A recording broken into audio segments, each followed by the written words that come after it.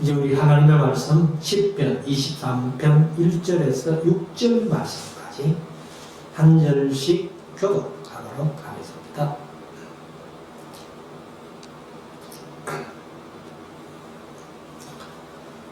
여호와는 나의 목자시니 내가 부족함이 없으리로다.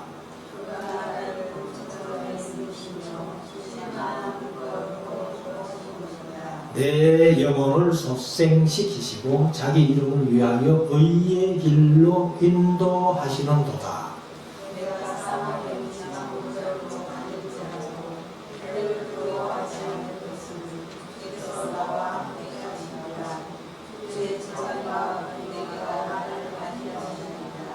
주께서 내 원수의 목전에서 내게 상을 베푸시고 기름으로 내 머리에 바르셨으니 내 잔이 넘치나이다.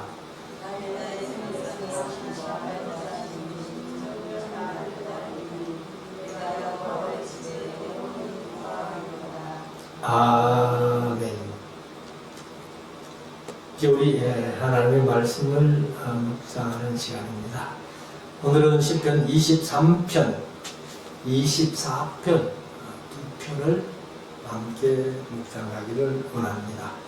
23편은 6절까지, 24편은 10절까지 있는 말씀이니까 시간이 그렇게 많이 가지는 않으리라고 봅니다. 우리가 이제 시편 23편 하면은 다윗의 시라고만 되어 있습니다. 이제 다른 다윗의 시들도 보면은 뭐 어느 때에 다윗이 이런 노래로 노래했다, 무엇에 맞추어서 노래했다, 영장으로 노래했다, 뭐 이런 식으로 이렇게 부제목도 좀 많이 자세하게 기록이 되어 있는데, 여기 23편은 그냥 다윗의 시 이렇게만 되어 있어요. 150편 중에서 아마 대표적인 시라 해도 과언이 아닐 것이고, 다윗의 시 73편 중에서도 아마 가장 대표적인 시가 시편 23편이 아니겠나. 그래서 이제 시편 23편 혹은 시편 1편 뭐 이런 말씀들은 우리가 중고등학교 다니면서 수련회 가가지고 밥 먹기 위해서 많이 외웠던, 그렇죠. 우리가 이제 수련회 가면은 요절 외워서 밥 준다 하는 대표적인 요절이 아마 시편 1편, 시편 23편 막 이런 것이라고 그렇게 생각이 됩니다. 그래서 이 시라는 것은 시편에는 뭐 110편, 119편 같은 제일 긴 176절이나 되는 시도 있는가 하면은 시편 중에 가장 짧은 시편이 117편이에요. 117편은 2절밖에 없습니다. 그런 시도 있고, 아마 23편 같은 경우는 좀 시답게 길지도 않고 짧지도 않는, 아마 그렇게 인식을 해도 괜찮다고 봅니다. 아마 제가 생각할 때는 다윗의 생애 가운데서 사실 어릴 때 얘기가 그렇게 많지 않잖아요. 그런데 다윗이 일평생 사는 중에 다윗의 시라고만 기록된 것이 73편이라고 내가 말씀을 드리는데, 그 생애 가운데서 아마 다윗이 가장 행복한 때에 지은 시가 시편 23편이 아니겠나. 그래서 사울에게 발탁되지도 않고 양 몇 마리 몰고 그냥 들에 나가서 그 양을 치면서 아무 염려 걱정 없이 다윗이 가장 행복한 시간에 아마 시편 23편을 짓지 않았나, 이렇게 우리가 한번 짐작을 해봅니다. 그래서 이때에 다윗이 시편 23편을 통해서 자기의 신앙, 자기의 믿음을 다 고백하는 그러한 아주 중요한 고백임을 우리가 한번 생각해 볼 필요가 있는데, 그러면 23편 1절부터 한번 봅시다. 여호와는 나의 목자시니. 여기 이제 오늘 제목을 여호와는 나의 목자라고 그렇게 정했습니다만은, 이 목자라는 말은 우리 마음속에 늘 남아 있어야 될 그런 말씀이다, 이렇게 생각이 되는데, 목자라는 말이 히브리어로 라라는 단어를 씁니다. 라인데, 여기 이제 먹이다, 방목하다, 무엇을 돌보다, 먹다, 기뻐하다, 즐거워하다, 그리고 이제 분사로 쓰면은 목자라는 표현도 쓰고, 그리고 이제 비유적으로는 다스리다, 통치하다, 양육하다, 부양하다, 피의 명으로는 친구가 되다, 이 뜻이 있는 거예요. 그리고 자신을 다른 사람에게 결합시키다, 히트파헬형이라는 히브리 문법인데, 사귀다, 교제하다, 이런 뜻이 있다. 그래서 여기 이제 우리 하나님을 가리켜서 여호와 여호와 하고 이제 이런 하나님의 그 속성을 얘기를 했는데 보면, 우리가 대표적으로 아는 것이 여호와 라파, 하나님은 치료하시는 하나님, 이런 식으로 했는데, 그 중에 하나가 이제 여호와 로이라는 말이 있어요. 여호와 로이라는 말이 있는데, 로이가 바로 여호와는 나의 친구, 그런 뜻입니다. 그래서 로이에서 라라는 이제 라에서 로이라는 말이 나왔다는 원이 라라는 거예요. 라는 바로 친구라는 뜻인데, 여기 이제 우리가 여기 번역할 때는 여호와는 나의 목자신이 이렇게 됐습니다만, 우리가 하나님을 나의 친구라고 그렇게 표현한 적은 별로 없죠. 그렇지만은 이 이제 친구라는 말은 아주 친근한 그런 느낌이 들잖아요. 목자라는 것은 양과 목자의 관계가 물론 친근해야 되지만은, 그러나 목자는 목자고 양은 양인데, 그러나 친구라는 말은 서로 동등한 입장에서 마음을 서로 나눌 수 있는 그런 말이기 때문에, 이게 이제 친구라는 말이 대단히 중요한 말이다, 이렇게 한번 생각을 해 볼 수가 있습니다.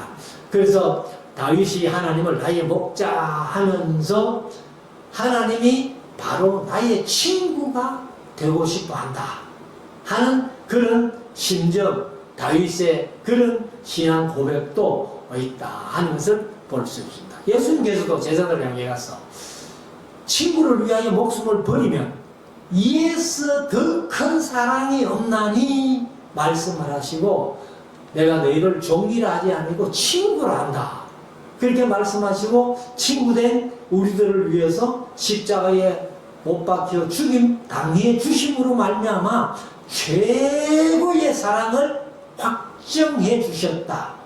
그것이 로마서 5장 8절 말씀입니다. 예수 그리스도의 십자가에서 죽으심으로 말미암아 하나님의 사랑을 확정해 주셨다. 그래서 제가 늘 강조하면서 말씀드렸습니다만, 우리가 구약에서 하나님의 사랑을 못 느끼면은 신약에 와가지고 예수님의 사랑은 우리가 좀 안다. 그래서 에베소서에 있는 말씀대로 예수님의 사랑의 넓이와 깊이와 높이와 길이가 어떠함을 깨닫는다, 이렇게 말씀하셨는데, 그 하나님의 구약에서 하나님의 사랑을 못 느끼면 예수님의 십자가의 사랑을 느낀다? 믿는다? 거짓말입니다. 그래서 우리가 성경을, 구약과 신약을 전체를 아울러서 하나님의 사랑을 알고 예수님의 십자가를 통해서 하나님의 사랑을 확증했다는 거예요. 그러면 하나님의 사랑을 모르는데 예수님의 십자가의 사랑은 내가 한다, 그건 거짓말입니다. 아무튼 우리가 이제 이 친구라는 말이 아주 좋은 말이고 우리로서는 참 감격스러운 그런 말씀이다 하는 것을 우리가 느낄 수가 있는 겁니다. 그래서 여호와는 나의 목자시니 친구시니, 다윗이 당장 하나님을 친구라고 이렇게 표현하는 것보다는 하나님이 다윗을 향해서 친구가 되고 싶어 하신다는 하나님의 심정, 이것을 이제 읽을 수 있는데, 그래서 내가 부족함이 없으리로다. 하나님이 나의 목자가 되시고 나의 진정한 친구가 되신다면은 우리가 마태복음 6장에 있는 말씀대로 무엇을 입을까, 무엇을 마실까, 무엇을 먹을까 염려하지 마라. 그 염려는 다 이방인들이 하는 것이고 너희는 먼저 그의 나라와 그의 의를 구하는 그러한 믿음을 가지게 되면은 하나님께서 다 채워주십니다. 그래서 여기 이제 부족함이 없다 하는 말씀도 이게 아주 다윗으로서는 하나님 앞에 어떤 면에서는 최고의 고백이에요. 그런데 다윗이 진짜 우리가 성경을 볼 때에 부족함이 없었을까요?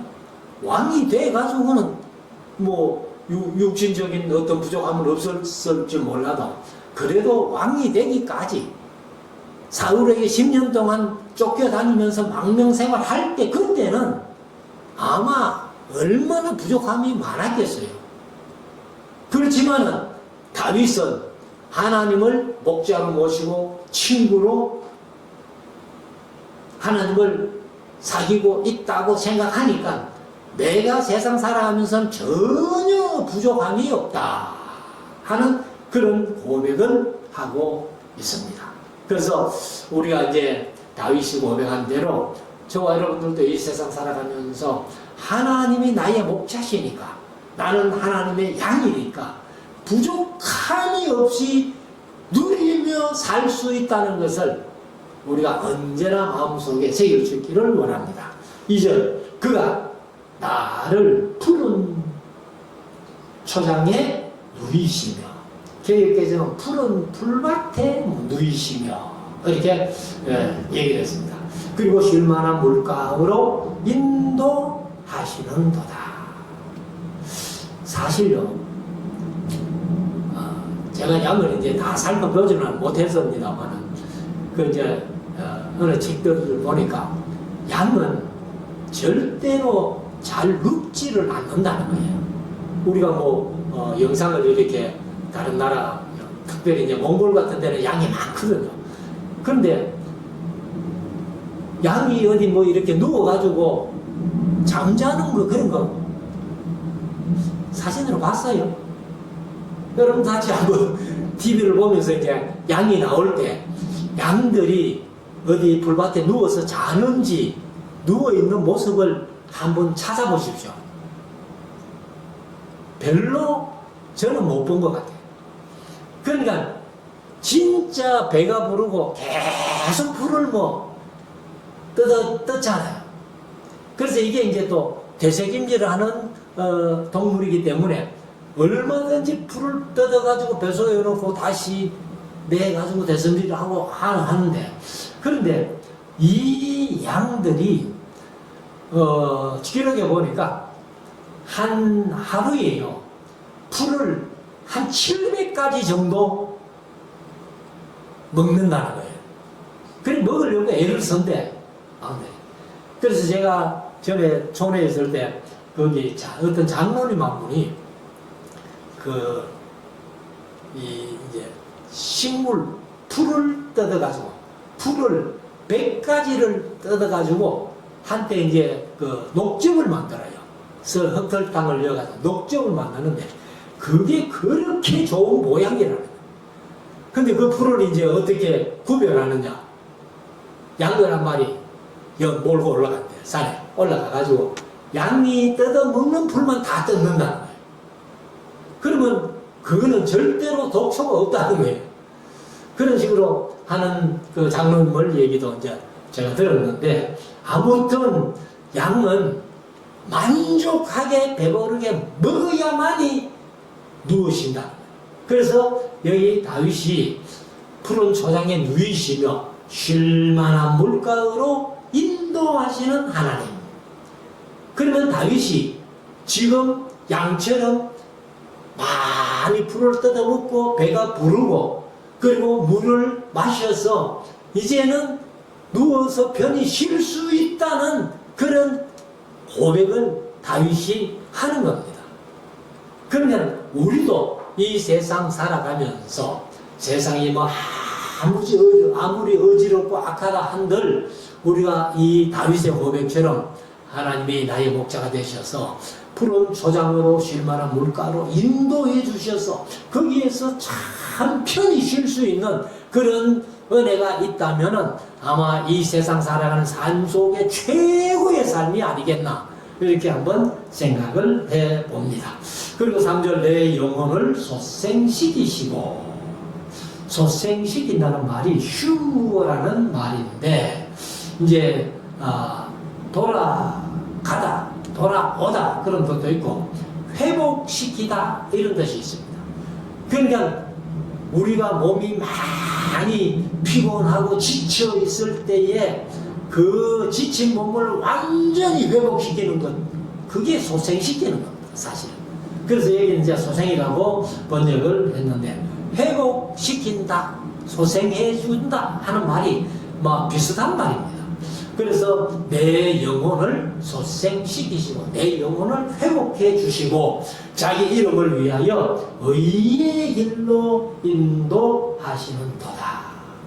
그러니까 우리 성도들이 하나님께서 인도하시는 대로 의의 길로 인도함 받아가지고 하나님의 이름이 높아지고 하나님의 이름이 영광 받으시고 하나님을 영원롭게 하는 그런 삶을 우리가 살아간다는 것이 우리 인생의 아마 목표겠죠.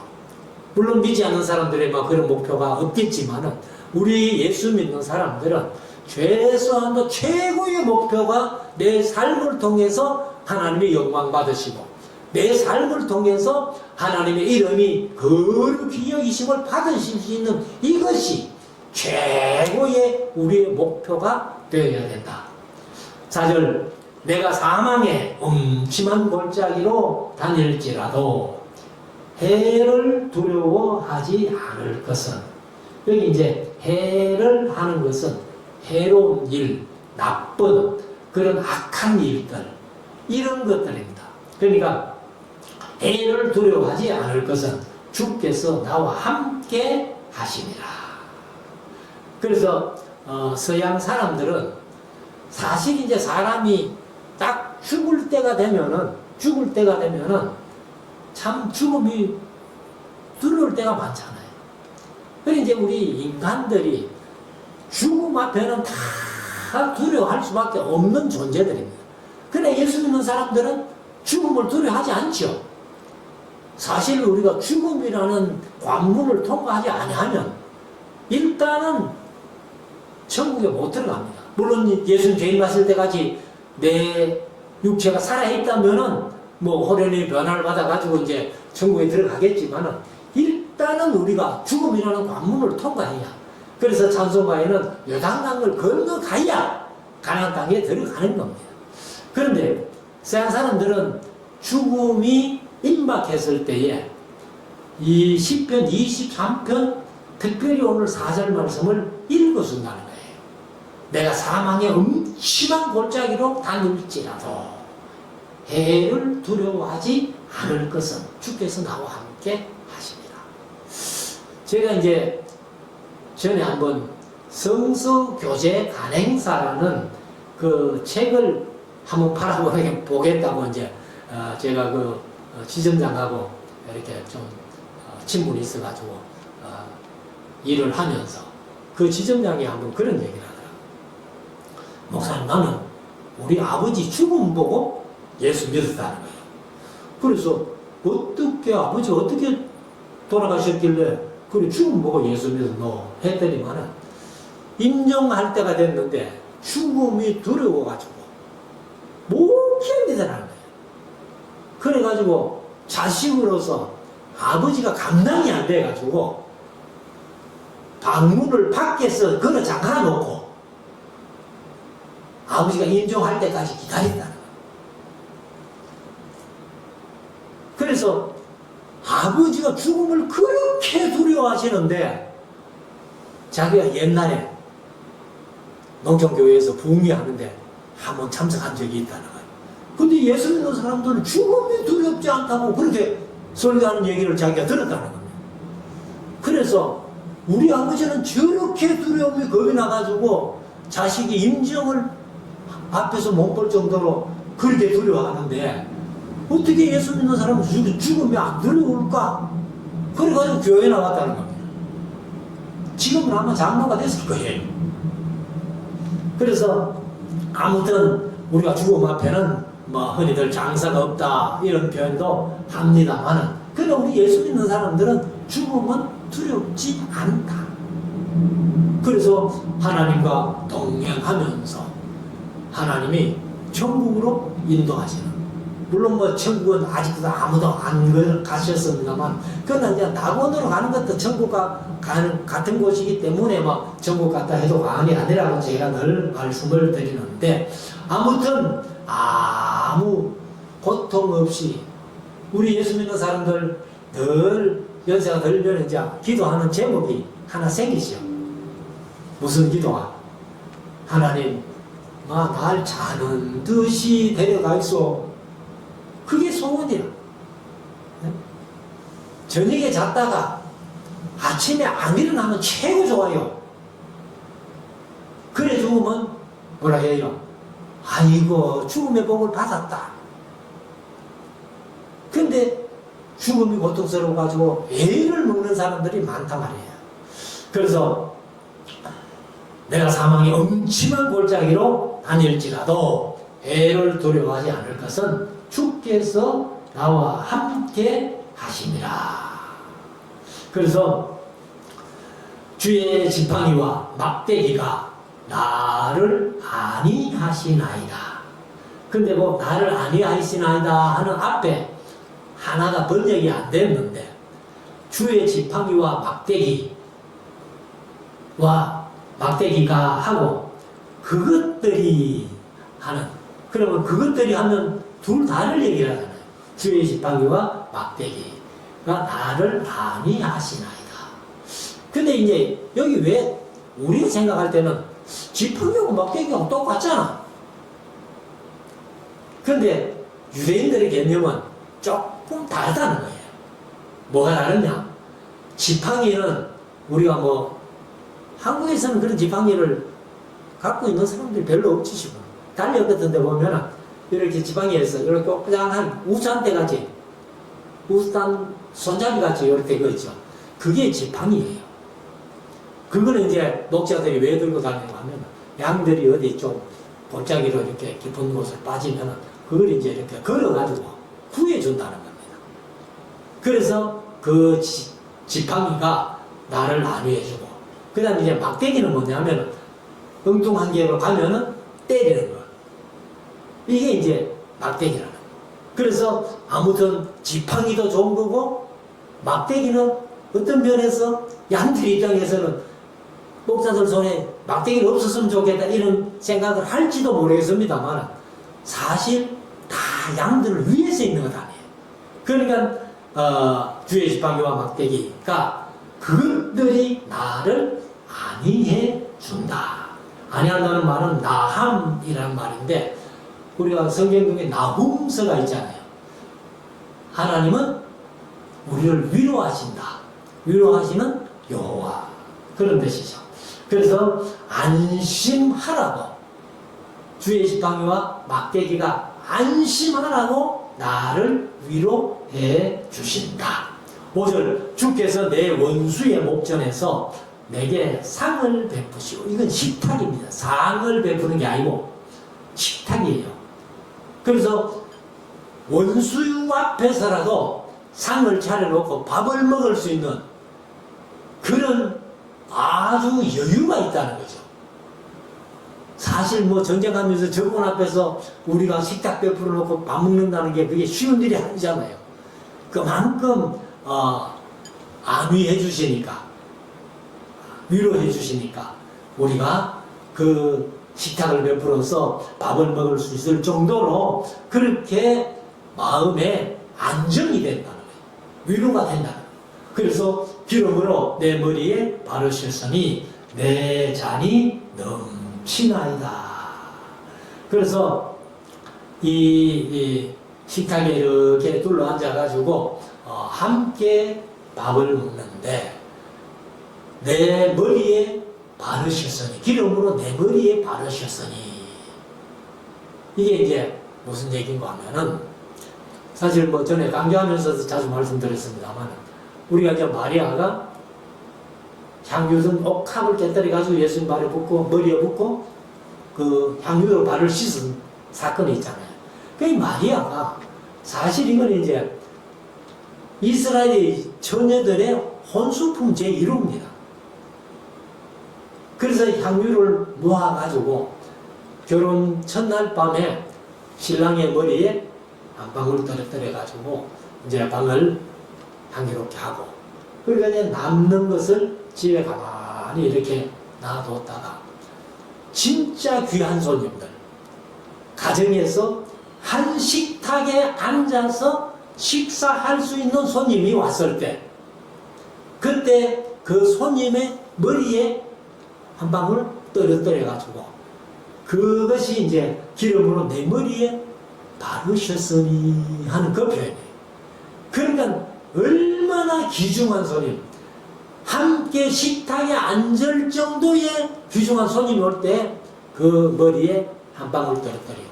그래 평생을 뭐 손님 얼마나 올지는 모르지만은 그래도 남는 향유는 남편이 죽었을 때에 시신에다가 발라서 그렇게 이제 하는 그런 귀한 향품. 그래서 기름으로 내 머리에 바르셨다는 것은 그 처녀들이 가지고 있던 향품을 얘기합니다.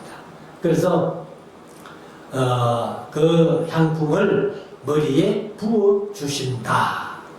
그래서 내 잔이 넘치나이다. 이렇게 말씀을 합니다. 6절 마지막 절. 나의 평생의 선하심과 인자하심이, 누구의? 하나님의 선하심과 인자하심이 정녕 나를 따르리니, 개혁개정은 반드시 나를 따르리니, 이렇게 번역을 했습니다.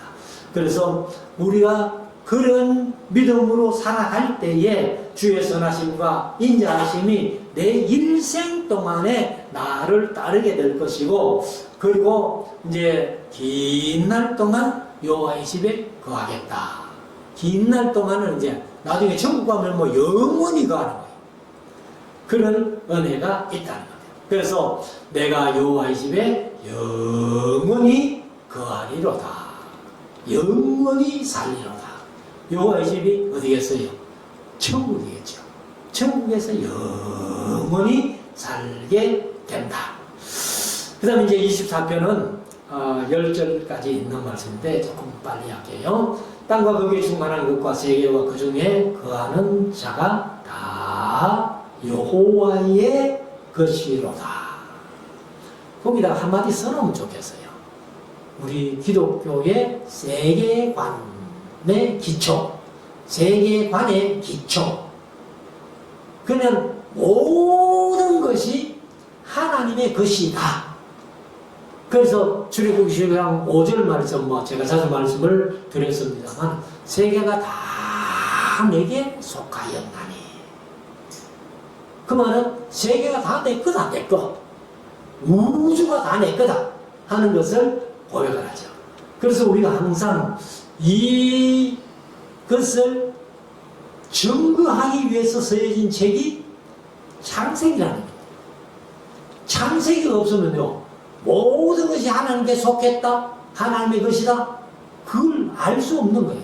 근데 창세기 다 그렇게 써놨으니까, 그래서 세계가 다 내게 속하였다 하는 것을 증거하기 위해서 창세기라는 책이 필요한 건데, 이절 여호와께서 그 터를 바다 위에 세우시며 강들 위에 건설하셨도다. 아마 여기 이제 24편도 다윗의 시라고 그렇게 써가 있는데, 여하튼 다윗은 뭐 우주 만물 이렇게 생각한 게 아니고 아마 이 지구만 생각한 것 같아요. 그래서 이 지구가 만들어진 것, 이 땅의 모든 것은 하나님의 것이고, 하나님이 스스로 바다 위에, 그 다음에 강들 위에 이렇게 세우셨다, 건설하셨다. 3절, 여호와의 산에 오를 자 누구며 그 거룩한 곳에 설 자가 누군고. 여호와의 산에 오를 자, 그 거룩한 곳에 설 자가 누군고 하고 4절에 가면은 한 4가지로 말씀을 했습니다. 고 하는 앞에 1 그렇게 적었어요. 고 1, 고 손이 깨끗하며, 손이 깨끗해야 돼요. 2, 마음이 청결하며, 마음이 청결하는 복이 있나니 저희가 하나님을 볼 것이며. 마태복음 장에 3, 뜻을 허탄한 데 두지 아니하며, 어떤 뜻이라도 허탄한 데 두면 안 된다. 그래서 제가 사람이 가진 이제 욕심이 3가지라고 그랬죠. 무엇을 하겠다, 무엇이 되겠다, 무엇을 가지겠다. 그런 허탄한 데 두지 않고 오직 하나님의 말씀에, 하나님의 뜻에, 4, 거짓 맹세치 아니하는 자로다. 그래서 우리가 이 하나님의 산에 오를 자, 거룩한 곳에 설 자가 누군가 하면은 손이 깨끗한 자, 마음이 청결한 자, 뜻을 허탄한 데 두지 아니하는 자, 거짓 맹세치 아니하는 자, 이런 사람들이 이제 하나님의 산에 오르며 그 거룩한 곳에 설 수 있다. 5절, 저는 그런 사람은 그 말이죠. 하나님의 산에 오르고 거룩한 곳에 설 수 있는 사람은 여호와께 복을 받고 구원의 하나님께 의를 얻으리니. 6절, 이는 여호와를 찾는 족속이요, 여호와를 찾는 족속이다, 이렇게 얘기를 하는데, 히브리어 찾는 하는 뜻이 이제 단어가 뭐냐면 다라쉬라는 단어인데, 다라쉬라는 단어는 여기 자주 가다, 찾다, 탐구하다, 탐사하다, 구하다, 요구하다, 문의하다, 노력하다, 시도하다, 조심하여 구하다, 염려하다, 돌보다, 뭐 이런 뜻은, 많은 뜻을 가지고 있는데, 이 뜻을 한마디로 압축한다면은 하나님께 예배하다, 그런 뜻이 아주 중요하게 있는 거예요. 그래서 하나님을 이제 찾는, 이는 여호와를 찾는 족속이요, 다른 말로 하면 여호와께 예배하는 족속이요, 이렇게 할 수 있습니다. 그리고 야곱의 하나님의 얼굴을 구하는 자로다 셀라. 야곱의 하나님, 사실 여기 이제 야곱은 개인 야곱을 얘기를 하는 것보다는 이스라엘 12지파를 얘기를 하는 거예요. 그래서 이스라엘 전체를 야곱이라고 그렇게 표현을 하고 있습니다. 그래서 우리가 이제 이 세상에서부터 하나님 얼굴을 보고 싶어 해야 천국에 가서 하나님 얼굴을, 지금은 보고 싶어도 보지 못하잖아요. 보면 죽는데. 근데 천국에서는 요한계시록에서 말씀하신 대로 얼굴과 얼굴을 마주하여 볼 것이라고. 그래서 우리가 이 세상에서부터 하나님의 얼굴을 좀 보고 싶어야 천국 가서 마주 보면, 이 얼굴을 보기 위해서 내가 얼마나 세상에서 그렇게 신앙 깊게 넣고 애를 쓰고 살았노 하면서 참 하나님 앞에 고백을 하면서 하나님의 얼굴을 마주 볼 수 있겠다 하는 것을. 그래서 우리가 이제 성경 말씀을 통해서 우리가 이제 하나님을 알게 되는 그런 일들이 많이 있는 겁니다. 그래서 이런 사람들은 하나님의 산에 오르고 거룩한 산에 설 사람들이다. 그래서 7절에 가면은 문들아 너희 머리를 들지어다.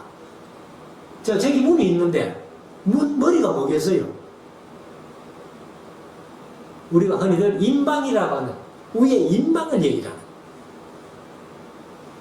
그러면 문을 열었을 때에 하나는 몰라요. 키가 큰지는 모르지만은 그만큼 이제 인방 문에 인방 머리를 들어라. 그래야 하나님은 그리로 지나가신다. 그런 뜻이에요. 그래서 문들아 너희 머리를 들지어다. 영원한 문들아 들릴지어다. 영광의 왕이 들어가시리로다. 영광의 왕이 누시뇨. 강하고 능한 여호와시요 전쟁에 능한 여호와시로다. 그래서 거룩한 영광의 하나님이 들어가실 문들아 머리를 들어라. 그렇게 이제 얘기를 한 겁니다. 그리고 9절에 가면 문들아 너희 머리를 들지어다. 영원한 문들아 들릴지어다. 계속해서 이제 2절이나 함께 문들아 머리를 들어라. 영원한 문들아 머리를 들어라 하고 얘기를 하고 영광의 왕이 들어가시리로다. 그래서 10절에 이제 결론적으로 영광의 왕이 그럼 누구시뇨? 만군의 여호와께서 곧 영광의 왕이시로다 셀라. 그래서 우리가 사실 이제 마음문을 열어야 돼요. 마음문을 열고 하나님을 우리 마음 영접해야 된다는 거예요. 그러니까 이것은 이제 우리 마음문 그리고 또 성전의 시온소의 그 문을 열고 하나님이 들어가시듯이 우리 마음 속에도 우리 마음문을 열고 이렇게 하나님을 구하고 하나님의 얼굴을 사모하는 그런 사람들이 여호와의 성산에 여호와의 거룩한 곳에 서게 될 것이다. 그렇게 다윗이 고백을 한 거예요. 그래서 우리는 다윗이 고백했던 대로 저와 여러분들도 내 마음을 열고 하나님 어서 오시옵소서 영광의 주여 오시옵소서 함으로 말미암아 우리가 다윗처럼 영원한 천국에서 하나님을 얼굴을 마주보면서 승리하는 우리 모두가 될 수 있기를 주의 이름으로 축원합니다. 기도드리겠습니다.